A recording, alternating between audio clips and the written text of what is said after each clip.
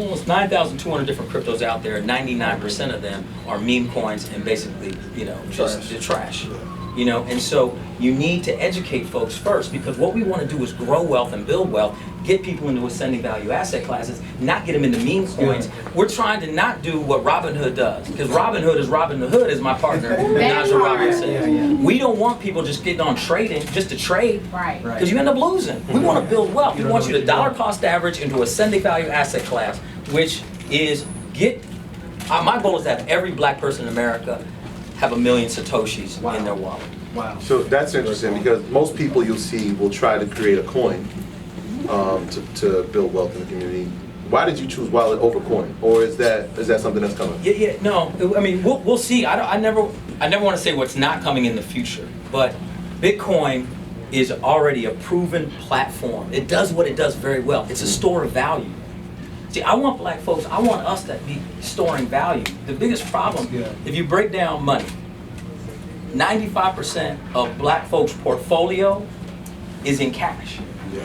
Cash is a descending value asset class, and they just printed 22% of the circulating supply last year, so you know it's going to drop even more. Inflation is what keeps us poor. So if you're wealthy, the top 1% keeps 95% of their portfolio in what? Ascending value assets, real estate, high value stocks, blue chips, mutual funds, gold, right? So if we're keeping all our money in cash and every night your head is the pillow, you are poorer when you wake up because you're in cash. And every night their head is the pillow, they're actually richer because it's an ascending value asset class. What's the least friction, lowest barrier, in my opinion, looking towards the future ascending value asset? It's buying real estate on the blockchain that is Bitcoin, which is buying Satoshis. Go ahead. Yeah, over the next 50 years, what do you think we could do on the anniversary to close the gap? I think I'll just be honest, and I'm not, I'm not trying to just, blow Just be smoke. real. Be real. I believe that our app, with adoption, has the potential to scale and close the wealth gap. The world is only holding, there's 2% of the world is holding Bitcoin. And if we actually can monopolize the coin, the world has to come to us to get it. There's only going to be 21 million minted. And so if we can be the culture, see, we can't forget that we are the power, the people. We could choose shitcoin, doesn't matter what coin, but you want to choose a coin that actually has fundamental value. And if we as black people decide Bitcoin is that thing, and we start holding it and trading it, then folks will have to come through us to get access to it, and it grows our wealth. You think not being a Bitcoin is like missing out on a Dow like the 1950s? Absolutely. Okay. Absolutely. Because I believe, and you can replay this tape, I don't know if it's 4 years from now, 5 years from now, 10 years, or 20 or 30, that there will be a time where we're not even talking about Bitcoin. We're just talking about Satoshi. So let's get into this conversation, because you took me and Troy to a lunch that changed our life. That was probably the nicest. Bel Air. The Fresh Prince of Bel Air. I'm not sure. I'm not even sure. We didn't even take pictures of it. This was like high level, top secret stuff. Everything top secret. That was a good lunch. But yeah, so we was in Bel Air, and you was talking about Satoshis, and I know what Satoshis is because I'm in the space, but I'm assuming the vast majority of people have never heard of Satoshi. Right. Satoshi Nakamoto was he's the founder. He's not missing any names anymore. First of all, I believe Satoshi is black. Okay. I saw the shirt. Who had the shirt? Yeah, somebody has a shirt. Yeah, somebody got the shirt. Satoshi's black. Yeah. Satoshi's black. Satoshi is black. It's a black name, that's for sure. Satoshi's black. Satoshi is black. I saw it. I was like, oh. Swahili. So, all right. Can you explain to people who Satoshi is and what is a Satoshi as far as how you're explaining? Because how you explained it to me was something I never really thought about it before, but you made a lot of sense as far as like how we used to look at gold as gold bars. Yes. Now we measure gold by ounces. Yes. And you're saying like Bitcoin eventually is going to become out of reach for most people, so we're going to have to measure it by Satoshi. So Yes, can exactly. you kind of just explain that? So Satoshi Nakamoto, no one knows who he or she or the group is, right? And there's a brilliance behind this. And I encourage everyone to read the Bitcoin white paper. You should read it. Just read it and educate yourself. The the fact is that I believe Satoshi is black because of the ethos on which Bitcoin is built. It's the fairest form, and I believe we as black people, we've never asked for handouts or extra treatment. We just want fair, because we know when it's fair, when the playing field's fair, we win. When it's stacked against us, we don't. But at the end of the day, it's completely fair. What makes it fair? Compare it to fiat or money in central banking, which is inherently, systemically, institutionally racist. Okay? If I have $10 million and I want access to $2 million, okay? A bank will give me that money and charge me like 2.5% interest. Very inexpensive money. If I only have $2,000, I can barely get a loan for $200, and that loan is going to be 30%. 25%, 30%, whatever. And so very expensive money. The beautiful thing about the Bitcoin platform is that no matter how much you hold, it does not weight to you anymore.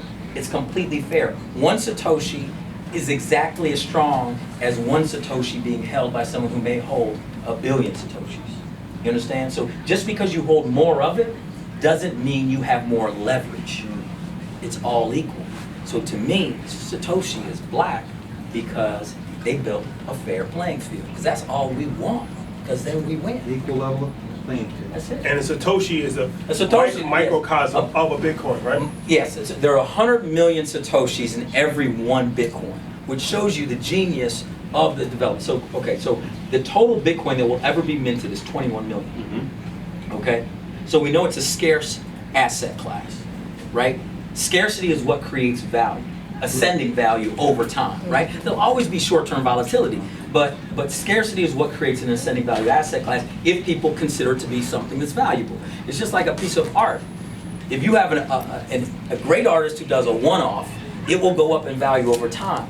But if that same piece of art, that same artwork, you make 10,000 lithos, don't sign them and just put them out, they're worth nothing. And it's the same image. The same is true for money. The US government is just printing money, the value's going down. Bitcoin is locked. The 48 million millionaires in the world, there's only 21 million Bitcoin. That means there's not even enough Bitcoin for each millionaire to hold one. And if we as black people start holding them, they have to come through. So Satoshis, to me, will be that form of value. Like you said, they used to price gold in gold bars. It got so expensive, they started pricing it in ounces. Same thing's gonna happen with Bitcoin. When, I don't know, but that's why on our platform, we're the first platform out of all the digital wallets. We are letting you hold and price it in Satoshis. Everyone else you'll buy, it'll go 0.00003333222 of a BTC.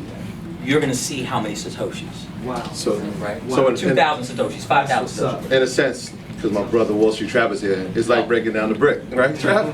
Let's trap. Come on, trap. What is Breaking it? down the brick. But I want to talk about a piece of the platform that you're building, because it's not just trading, there's actually an educational piece. I know you guys just came off the 30 City Tour? Yeah. You want to talk about that piece? Yeah, my co-founder Naja Roberts. Where Naja? She's over there by Trap. And She is. Let me tell you, Naja Roberts is my hero. I'm so lucky to have her as a co-founder of this platform. She's been on the road going city to city because to truly deal with the wealth gap, she says it all the time, you gotta meet people where you are. And what makes her such a genius is that she's only one of 2 brick and mortar cryptocurrency exchanges in the country. Hers is in Inglewood, in the community. She says, she's building Silicon hoods. Forget Silicon Valley. And so she's been going, she was in Mound Bayou. That's why I mentioned Mound Bayou is one of the poorest and most challenged zip codes in this country. Where's that at? It's in Mississippi. Mississippi. And they were so shocked when her caravan came in, the Black Wall Street wallet caravan came in, because they're like, no one even talks about us. No one cares about Mound Bayou.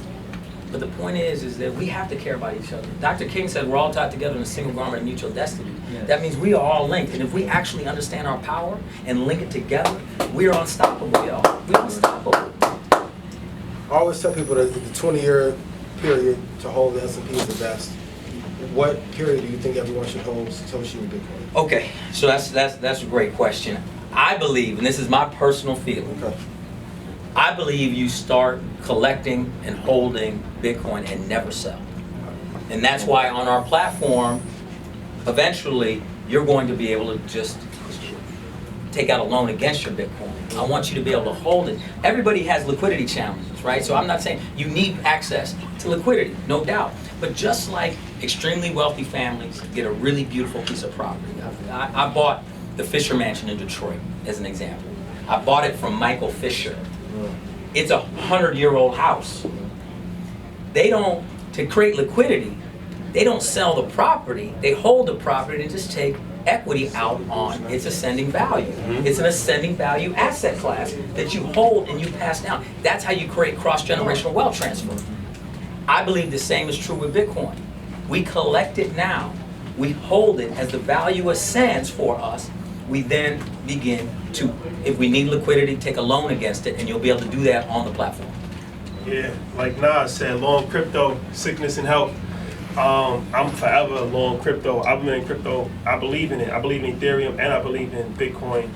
Other coins too, but I feel like those are the two leaders in the space. I actually like Ethereum more than I like Bitcoin. I want to get your opinion on a few different things.